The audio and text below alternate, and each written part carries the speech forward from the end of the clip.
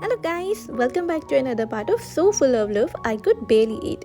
तो जैसे कि हमने लास्ट पार्ट में देखा था, वेंग जैसे ही लानवाजी से आयुआन लेने की कोशिश करता है, लानवाजी आयुआन को अपने पास खींच लेता है। वो देख के वेंग थोड़ा हैरान हो जाता है और वो उसे हेजिटेटली बोलता है कि अगर तुम चाहो तो तुम आयुआन को अपने साथ रख सकते हो। क्या क्लाउड रेसेस में ऑर्फन अलाउ करते हैं? ये सारी बातें हो ही रही होती हैं तो लानवाजी अपनी एक डीप थॉट में चला जाता है और उसके बाद वेंग हंसते हुए बोलता है, अगर कोई और मुझसे मांगता मैं उसे मना कर देता, पर लंचा वो आगे कुछ बोलने ही वाला था, उसके सारे वर्ड्स मुंह में ही बंद हो जाते हैं और लानवाजी की पूरी बॉडी वो सुन के फायर हो चुकी थी। उसने अपने 19 ईयर्स स्पेंड किए थे अपने आप को राइटियस बनाने में, पर उन सारे वर्ड्स ने सारी चीजों को क्लैप्स कर दिया था। वेंग की आईज बिल्कुल डार्क थी, उसके लिप्स बिल्कुल पार्टेड हो ही चुके थे कुछ बोलने के लिए, तो उससे पहले वेंग और कुछ बोले वहाँ पे वेंचिंग उस रूम में आ जाती है बिल्कुल विदाउट वार्निंग। तो उसी टाइम वेंग पीछे हो जाता है और एक डिस्टेंस क्रिएट करता है अपने और लानवाजी के बीच में। वो जैसे पीछे होता है तभी लानवाजी को रियलाइज होता है कि वो दोनों कितने ज़्यादा करीब थे। उसके रूफ से बिल्कुल खुले हुए थे, इवन उसकी जो चेस्ट थी जो आयुआन फीड कर रहा था वो भी खुली हुई थी और वेंग और वो दोनों बिल्कुल हैवी सा ब्रेथ कर रहे थे। वो देख के वेंचिंग अपने आईब्रोज को ऊपर करती है और उन दोनों को देखती है। वो बोलती है कि आयुआन मुझे दो, मैं उसे बेड पे लेटा देती हूँ। इस टाइम लानवाजी अपने आप को रोकता है और वो चाइल्ड को यानी आयुआन को जाने देता है और उसके बाद वो अपनी कंडीशन को देखता है, यानी अपने अपीयरेंस यानी कपड़े, उसकी पूरी ब्रेस्ट यानी उसकी चेस्ट बिल्कुल क्लियर नज़र आ रही थी। पर अब क्या, वेंग तो वो देख चुका है और वेंशिंग ने भी उससे पहले मदद की थी चेस्ट को बांधने में, तो वो दोनों अवेयर थे। पर वो फिर भी अपने आप को स्ट्रेट करता है और अपने स्किन को कवर कर देता है। वो स्किन यानी उसकी सॉलिड ब्रेस्ट, वो जैसे अपने कपड़े को फिक्स कर देता है, वेंशिंग उसे देखती है और वो उसे बोलती है कि मैं तुम्हारे लिए एक और पैलेट बना के आती हूँ। वो सुन के वेंग उसी टाइम थोड़ा चेयर हो जाता है। लानवाजी कोशिश करता है कि वो वेंग की तरफ ना देख के, पर वो वेंग का हर एक मूव समझता है। वो वेंग का हर एक स्टेप, उसकी हर एक ब्रेथ, उसकी स्माइल, उसका पिन पॉइंट, हर चीज़ वो लानवाजी को पता थी। अब जबकि आयुआन उससे ले लिया गया है, अब तो सिर्फ वेंग ही बचा है। वो ये सारी चीज़ें सोच के थोड़ा स्माइल करता है, पर वो अपनी स्माइल को छुपाने की कोशिश करता है और वो वेंशिंग को बोलता है इसकी कोई ज़रूरत नहीं है। वेंशिंग जो वो सुन के बिल्कुल भी अनसरप्राइज होती है। उसके बाद वेंग वो बोलता है आयुआन बहुत ज़्यादा डिसअपॉइंट होगा जब वो देखेगा कि वो सोया हुआ था और तुम चले गए। तो वो सुन के लानवाजी बोलता है कि मैं नहीं जा रहा, आज रात बहुत लेट हो चुकी है। अगर लानवाजी चाहे तो वो यीलिंग जा सकता था और वहाँ पे इन में रह सकता था, पर वो गया नहीं। वो सुन के वेंशिंग जो जाने वाली थी वो एंट्रेंस पे रुक जाती है। उसके हाथ में आयुआन होता है। लानवाजी उसे इग्नोर करता है और वो अपने आर्म्स को बिल्कुल फोल्ड करके अपनी लैप पे रख देता है। तो वो देख के विंग ब्लिंक करता है और बोलता है क्या वेंशिंग तुम्हारे लिए फिर बेड बनाए, नहीं तो फिर तुम कहाँ सोओगे। वो सुन के लानवाजी अपनी आइस वेंग के बेड पे ही रखे होता है, क्योंकि वो जब से वेंग के रूम में आया था पूरे रूम से उसे वेंग की स्मेल आ रही थी। वो उस बेड को टच करना चाह रहा था, उस केव के अंदर आके उसी बेड पे सोना चाहता था और उस अपनी और वेंग की सेंट को मिलाना चाहता था, क्योंकि अब वो केव आयुआन जैसा भी स्मेल कर रही थी, लानवाजी की तरह भी स्मेल कर रही थी और वेंग की तरह। उसे अब ये केव बिल्कुल अपने रूम यानी उसके अपने घर जैसा महसूस हो रहा था और वो ये नहीं चाहता था कि वो कहीं और सोए वेंग से अलग। तो वो आखिरकार बोल देता है क्या मैं इस रूम में नहीं रह सकता। वो सुन के वेंशिंग उस रूम से वेनिश हो जाती है। वेंग बोलता है मुझे कोई मसला नहीं है, पर ये थोड़ा इम्प्रॉपर नहीं होगा। लानवाजी जिसका दिमाग पहले से ही चीख रहा था कि ये बहुत ज़्यादा इम्प्रॉपर है, पर वो सब कुछ करना चाह रहा था, पर वो वेंग की बात का कोई जवाब नहीं देता और वो बेड पे लेट जाता है। बेड बिल्कुल छोटा होता है, पर लानवाजी उसे बिल्कुल मज़ा आ रहा था उस बेड पे लेके और उसकी सेटिस्फिकेशन भी पूरी हो जाती है कि वाकई में वेंग की तरह स्मेल कर रहा था। और लानवाजी सोचता है कि सुबह अब ये मेरी तरह भी स्मेल करेगा, आयुआन की तरह स्टैंड करेगा और वो बेड हम तीनों की तरह अच्छे से स्मेल करेगा। वो सोचते सोचते लानवाजी अपने बूट्स को उतार देता है, अपने ऊपर ब्लैंकेट डालता है और पिलो पे सर रख के लेट जाता है। वेंग जो आंखें फाड़ के लानवाजी को ही देख रहा था, वो 2 मिनट के लिए तो बेड की तरफ ही खड़ा होता है और उसके बाद वो धीरे धीरे से अपने बूट्स भी निकालने लगता है। उसकी आइज़ अभी तक उस चीज़ को बिलीव नहीं कर रही थी, पर वो कैसे भी करके बेड की तरफ आ जाता है और खुद भी ब्लैंकेट के अंदर आ जाता है। और वो बोलता है मुझे श्योरिटी है कि इससे शायद तुम लोगों का कोई रूल तो ब्रेक हो रहा ही होगा, और मुझे लगता है एक नहीं बहुत सारे रूल्स। तो उनके लानवाजी डिसइंटरेस्ट हम बोलता है क्योंकि रूल्स तो वाकई थे। एक अनमेरिड ओमेगा यानी कुंजे और शेनयू अल्फ़ा का ऐसा शेयर करना बेड, वो रूल्स के तो बिल्कुल खिलाफ ही था। वो सिर्फ रूल्स नहीं ब्रेक कर रहे थे, वो बिल्कुल वायोलेट क्रिएट कर रहे थे लर्न डिसिप्लिन रूल्स का। पर ये ज़िंदगी में पहली बार हुआ था लानवाजी के साथ कि वो ये सारी चीज़ें भूलना चाहता था। और वेंग भी धीरे धीरे आके लानवाजी की साइड में सो जाता है। वेंग बहुत ज़्यादा थिन था पर बहुत ज़्यादा वर्म भी था। लानवाजी डीप ब्रेथ लेता है, उसे वेंग में से सेंट आती है पर उसमें से कुछ डिस्टर्बिंग सी स्मेल भी थी जो रिसेंटफुल एनर्जी थी। पर लानवाजी अभी उससे भी भूल जाता है। उसकी बॉडी बहुत ज़्यादा रिलीफ महसूस कर रही थी। ना चाहते हुए भी वो एक दूसरे को टच कर रहे थे क्योंकि बेड बिल्कुल छोटा सा था और उन दोनों की आर्म्स बिल्कुल एक दूसरे से ब्रश कर रही थी। तो वो देख के वेंग थोड़ा सॉफ्टली हंसता है। वेंग बोलता है थोड़ा इम्प्रॉपर और शॉकिंग है ना? तो लानवाजी बोलता है यहाँ पे कोई और है ही नहीं। तो वेंग बोलता है ट्रू। लानवाजी अपनी आंखें बंद कर देता है और वो उसे प्लेजर महसूस कर रहा था जब वो वेंग की आवाज़ सुन रहा था। और वो वेंग से इतना ज़्यादा क्लोज था, उसकी वर्म्स को फील कर सकता था कि बॉडी आयुआन को फीड कराने के बाद बहुत ज़्यादा सेटिस्फाई थी, बट स्टिल उसे कुछ चाहिए था। यानी वो वेंग को टच करना चाहता था, पर उसे याद आता है कि ये सारी चीज़ें सही नहीं हैं। तो वेंग अपनी क्लियर करता है थ्रोट को, तो वांजी की आइज़ यानी लानवाजी की आइज़ खुल जाती है। और उसके बाद वो लानवाजी को बोलता है कि क्या तुम्हें कुछ चाहिए? तुम्हारे रूफ्स, वो लानवाजी के रूफ्स पे पॉइंट करता है जो अभी भी बिल्कुल आयुआन की नर्सिंग के बाद वेट थे। वो उसे बोलता है तुम्हारे क्लोथ्स वेट हैं, क्या तुम्हें कुछ चाहिए ड्राई सा? लानवाजी बिल्कुल अवेयर था। जब वो आयुआन को फीड करा रहा था उसे नोटिस किया था कि उसके क्लोथ्स फिर से गंदे हुए हैं, पर उसे कोई भी ट्रबल नहीं होता क्योंकि वो बहुत ज़्यादा प्लीज महसूस कर रहा था क्योंकि वेंचिंग के लफ्ज़ उसे अभी तक घूम रहे थे। तुम्हारा मिल्क जो प्रोड्यूस हो रहा है इतना ज़्यादा, वो साइन एक फर्टिलिटी के।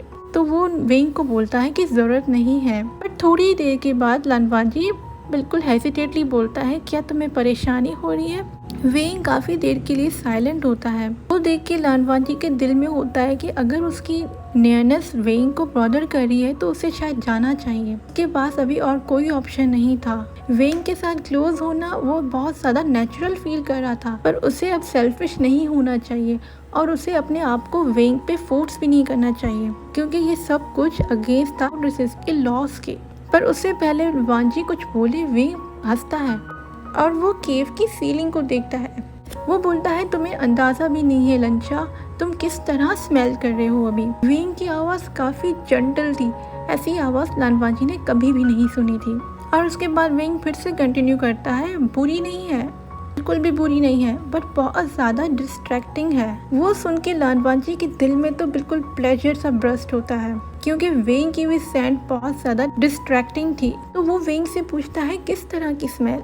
वो सुन के वेंग की ब्रेथ और ज़्यादा फास्ट हो जाती है और 2 मिनट के लिए लानवाजी के क्वेश्चन का कोई जवाब नहीं देता और वो अपनी थ्रोट को क्लियर करके बोलता है एक बेबी की तरह, मिल्क की तरह और एक ओमेगा यानी एक कुंजे की तरह। तो उनके लानवाजी 2 मिनट के लिए सोच में पड़ जाता है और वो बोलता है तुम भी बुरा स्मेल नहीं कर रहे। तो वो सुन के वेंग लानवाजी की तरफ देखता है और छोटी सी स्माइल करता है और वो बोलता है ओ डियर लंचा, मैं किस तरह स्मेल कर रहा हूँ? तो लानवाजी बोलता है आयुआन की तरह, एक अल्फ़ा की तरह, वेंग की तरह। लानवाजी नोटिस करता है थोड़ी देर के बाद कि वो बहुत ज़्यादा वेंग की साइड पे शिफ्ट हो गया है और वेंग भी लानवाजी की साइड पे शिफ्ट हो गया है। यानी वो दोनों बिल्कुल करीब आ चुके थे और उन दोनों की केस बिल्कुल डिम थी, यानी जितनी सारी कैंडल्स थी वो बिल्कुल डिम होती जा रही थी। पर फिर भी उस डिम लाइट में वेंग का फेस बिल्कुल क्लियर था, उसका हर एक फीचर्स, हर एक लाइन नज़र आ रही थी। वेंग उसी टाइम बोलता है लंचा। वेंग की आंखें जो लानवाजी की आईज और उसकी लिप्स पे थी, वो बोलता है लंचा, तुम्हें याद है जब हम दोनों केव में बंद थे वांजी बोलता है मुझे याद है। वो बहुत ज़्यादा स्ट्रेंज क्वेश्चन था। ऑफ कोर्स लानवांजी को तो हर एक मोमेंट याद है जो उसने वेंग के साथ गुजारा था। तो वेंग बोलता है तुमने मेरे लिए एक गाना गाया था, तुम्हें याद है? तो लानवांजी बोलता है तो वेंग बोलता है गुड, मुझे तो लगा था कि मैंने शायद वो ख्वाब देखा था और मैं ख्वाब से उठा और मुझे वो गाना अभी तक याद ही नहीं आ रहा। वेंग का फेस बिल्कुल स्वेटी हो गया था, इवन लानवांजी का फेस भी। तो फिर से वेंग बोलता है लंचा, क्या तुम मेरे लिए वो गाओगे जाने से पहले? लानवांजी वो सुन के नोट करता है, पर आखिरी 3 लफ्ज़ जो वेंग बोलता है जाने से पहले, उसके लिए बहुत ज़्यादा पेनफुल थे, क्योंकि जाना उसके लिए तो बिल्कुल भी, वो कभी जाने के लिए सोच ही नहीं रहा था, उसके लिए बिल्कुल अनबियरेबल था। बोलता है मैं ज़रूर गाऊंगा। कि आइज़ बिल्कुल वाइट थी, सैड थी बिल्कुल। लानवांजी चाहता था कि उस आइज़ से बिल्कुल भी सैडनेस दूर कर दूं और उसे हैप्पी कर दूं फिर से। तो वेंग पूछता है लंचा, इस गाने का नाम क्या है? वो सुन के लानवांजी आगे बढ़ता है और वो उसे किस कर देता है। लानवांजी ने कभी भी ना प्लान किया था, ना ही कभी उसने सोचा था, पर जैसे उसने आयुआन को नर्स कराते हुए अच्छा फील किया था, उसे अभी भी वेंग को किस करते हुए बहुत अच्छा फील हो रहा था। वो दोनों बहुत ज़्यादा डीप किस में होते हैं। तो उसी टाइम वेंग बहुत ज़्यादा शार्प ब्रेथ लेता है और वो बोलता है लंचा, हम नहीं कर सकते ये। तो लानवांजी पूछता है क्यों नहीं? वेंग एक फिर से शार्प ब्रेथ लेता है। वो हंसता भी नहीं है, ना ही कुछ बोलता है। उसके फेस से ये भी नहीं लग रहा था कि वो एंग्री है। लानवांजी वेंग की स्मेल को सूंघता है। वेंग बोलता है लंचा, ये किस किस्म का सवाल है? क्यों नहीं का क्या मतलब? उस बात का लानवांजी कोई भी जवाब नहीं देता और वो फिर से वेंग को किस करने लग जाता है। वेंग का माउथ बिल्कुल खुल जाता है, शायद उस सरप्राइज में, पर उसके बाद वेंग धीरे से अपने हाथों को लानवांजी के फेस पे ले आता है और लानवांजी के चिन को बिल्कुल कप कर देता है और दूसरा हाथ लानवांजी के शोल्डर यानी उसके शोल्डर और नेक पे रखता है। वो सेंसेशन लानवांजी को बहुत ज़्यादा हेवनली फील करवा रही थी। वेंग की स्किन उसकी स्किन के ऊपर, वेंग की टंग उसके माउथ में और लानवांजी की फिंगर्स जो वेंग की रूप्स के अंदर थी। यही सब तो लानवांजी चाहता था, पर अभी भी उसके दिल में और कोई बात होती है। लानवांजी के दिल में ये होता है कि वो अभी भी नेकेड नहीं है, यानी उनको अभी तक रूप्स पहने हुए हैं। लानवांजी ये चाहता था कि उन दोनों की बॉडीज बिल्कुल बेयर हों, वो एक दूसरे को हर जगह टच कर रहे हों। वेंग के हाथ धीरे धीरे से लानवांजी के रूप्स की तरफ जाते हैं और उसके बाद वो जैसे ही रूप्स को खोने लगता है, उसके हाथ लानवांजी के चेस्ट पे चले जाते हैं और वो वहीं पे बिल्कुल फ्रूज हो जाते हैं। और उसके बाद वो बोलता है लंचा, हम नहीं कर सकते। ओके गाइस, इस पार्ट को मैं यही एंड करती हूँ। उम्मीद करती हूँ कि आपको ये पार्ट अच्छा लगा होगा। फाइनली मैं आपके लिए पार्ट ले ही आई होप आपको ये पार्ट अच्छा लगा होगा। अगर अच्छा लगा हो तो प्लीज़ मुझे कमेंट सेक्शन में ज़रूर बताया करें कि आपको ये पार्ट कैसा लगा। और कुछ टाइम पहले मैंने एक पोस्ट लगाई थी कि आप कुछ पूछ सकते हैं, तो उसमें इतने ज़्यादा कमेंट्स तो नहीं आए, पर काफ़ी लोगों के आए। तो मैं एक अलग से इंडिविजुअल वीडियो तो नहीं बना सकती, पर मैं हर एक वीडियो के एंड में उन एक एक करके उन सारे क्वेश्चंस का जवाब दे दूँगी। तो पहला क्वेश्चन आया है हमारा अंजलि देवी से। हाय दी, आप कैसी हो? मेरा क्वेश्चन है कि आपका नाम क्या है? तो मेरा नाम है सानिया। या आप कहाँ रहते हो? यार मैं बिल्कुल बता दूँ मैं आई एम फ्रॉम पाकिस्तान, मैं पाकिस्तान से हूँ। आपका फेवरेट BL सीरीज़ कौन सा है? मेरे बहुत ज़्यादा BL सीरीज़ फेवरेट है। मैं किस किस का नाम लूँ? पहला तो फर्स्ट प्रायोरिटी तो मेरी अनटेम्ड ही था, द अनटेम्ड। उसके बाद मेरा है माई कैट बॉयफ्रेंड, बहुत ज़्यादा है, अभी तो याद भी नहीं आ रहा है। स्टिल टुगेदर, बहुत ज़्यादा। क्या आपने अनटेम ओरिजिनल नावल पढ़ा है? जी बिल्कुल, मैंने अनटेम ओरिजिनल नावल पढ़ा है। आप कहाँ तक पढ़ाई कर चुकी हैं? यार मैं अभी यूनिवर्सिटी के लास्ट ईयर में हूँ, यानी मेरी ग्रेजुएशन कंप्लीट होने वाली है। आप क्या जॉब करती हैं? मैं अभी कोई जॉब नहीं करती, मैं एक एज आर्टिस्ट हूँ, तो मैं अपनी पेंटिंग सेल करती हूँ। आपका फेवरेट कैरेक्टर कौन सा है, वेंग या लंचा? यार ये बहुत ज़्यादा डिफ़िकल्ट क्वेश्चन है, वो दोनों ही मेरे फेवरेट हैं। और आपका फेवरेट BL कपल कौन सा है? मेरा फेवरेट BL कपल तो ऑफ कोर्स वंक्षन ही है, तभी तो मैं वंक्षन की स्टोरीज आपको बताती हूँ। मेरा हुआजंग और शियालिया भी फेवरेट है। आइडिया कहीं से मिला नहीं है। मैंने अनटेम्ड 2019 में देखा था, उसके बाद में फ़िक्शंस बहुत ज़्यादा पढ़ती थी वंशन। पर अनटेम्ड मेरा पहला बीएल ड्रामा नहीं है, मैंने बहुत ज़्यादा पहले से बीएल कंटेंट देखना शुरू किए थे, बहुत पहले। पर मैं थाई बीएल देखती थी, कभी चाइनीज़ पे मेरा ट्रेडिशनल यानी उनके जो ट्रेडिशनल स्टाइल बीएल मैंने कभी भी देखे नहीं थे।